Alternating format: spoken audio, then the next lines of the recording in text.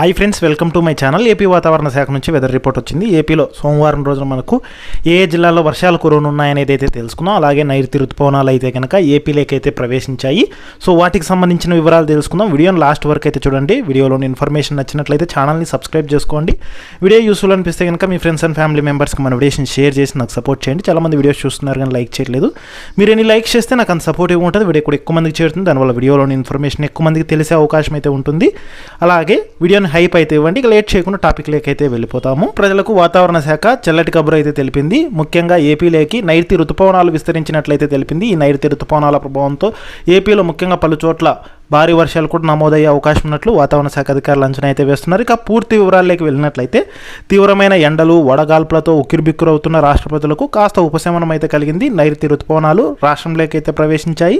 ముఖ్యంగా రాయలసీమలోని అనంతపురం, శ్రీ సత్యసాయి, కర్నూలు జిల్లాలు, దక్షిణ కోస్తాలోని నెల్లూరులో కొన్ని ప్రాంతాల వరకు విస్తరించాయి. ఇక రానున్న 2-3 రోజుల్లో మరింత ప్రాంతాలకు విస్తరించే అవకాశం ఉన్నట్లు వాతావరణ శాఖ తెలిపింది. ఉత్తర కేరళలో ఉపరితల ఆవర్తనం కొనసాగుతుండటం, భూమధ్యరేఖ మీదుగా హిందూ మహాసముద్రం వైపు తేమగాళ్లు వీస్తుండటంతో ఋతుపవనాలు ముందుకైతే కదులుతున్నాయి. ఇక వచ్చే 2-3 రోజుల్లో తమిళనాడు, కర్ణాటక, మహారాష్ట్ర, ఏపీలోని మరికొన్ని ప్రాంతాలు, తెలంగాణలోని పలు ప్రాంతాలకు విస్తరించే అవకాశం ఉన్నట్లు వాతావరణ శాఖ అధికారులు అంచనా అయితే వేస్తున్నారు.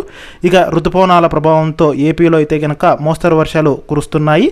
అలాగే ఈ ఏడాది వర్షాలు తక్కువగా ఉండే నేపథ్యంలో అందుకు అనుగుణంగా రైతులు ఖరీఫ్ పంటలను సాగు చేసుకోవాలని రాష్ట్ర వ్యవసాయ శాఖ అయితే కోరింది.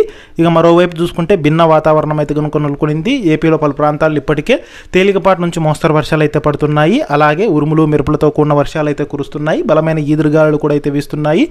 ముఖ్యంగా పలు ప్రాంతాల్లో అయితే కనుక గరిష్ట ఉష్ణోగ్రతలు వీస్తున్నాయి. తీవ్ర వడగాళ్ళు అయితే వీస్తున్నాయి. ఇక సోమవారం రోజున చూసుకున్నట్లయితే ముఖ్యంగా మంగళవారాల్లో ఏపీలోని అల్లూరి సీతారామరాజు, పోలవరం, కర్నూలు, నంద్యాల, అనంతపురం, శ్రీ సత్యసాయి, వైఎస్ఆర్ కడప జిల్లాల్లో అక్కడక్కడ పిడుగులతో కూడిన మోస్తరు వర్షాలు, ఇక మిగిలిన జిల్లాల్లో తేలికపాటి వర్షాలు కురిసే అవకాశం ఉన్నట్లు వాతావరణ శాఖ తెలిపింది. ఉరుములు వచ్చేటప్పుడు చెట్ల కింద, కరెంటు స్తంభాల వద్ద నిల్చోవద్దని అయితే తెలిపింది.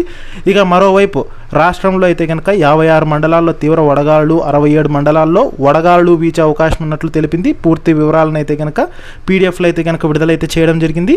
ఇక ముఖ్యంగా మనకు సోమవారం రోజునైతే కనుక శ్రీకాకుళం, విజయనగరం, పార్వతీపురం, అల్లూరి సీతారామరాజు, పోలవరం, కాకినాడ, తూర్పుగోదావరి, పశ్చిమ గోదావరి, ఏలూరు, కృష్ణా, ప్రకాశం జిల్లాలో 42 నుంచి 44 డిగ్రీల ఉష్ణోగ్రతలు నమోదవుతాయని, ఇక కోనసీమ, ఎన్టీఆర్, గుంటూరు, బాపట్ల, పల్నాడు, కర్నూలు, నంద్యాల, అనంతపురం, వైఎస్ఆర్ కడప, చిత్తూరు జిల్లాలో 40 నుంచి 42 డిగ్రీల ఉష్ణోగ్రతలు నమోదయ్యే అవకాశం ఉన్నట్లు వాతావరణ శాఖ తెలిపింది. సో ఇది మనకు సోమవారానికి సంబంధించిన అఫీషియల్ వెదర్ అప్డేటు.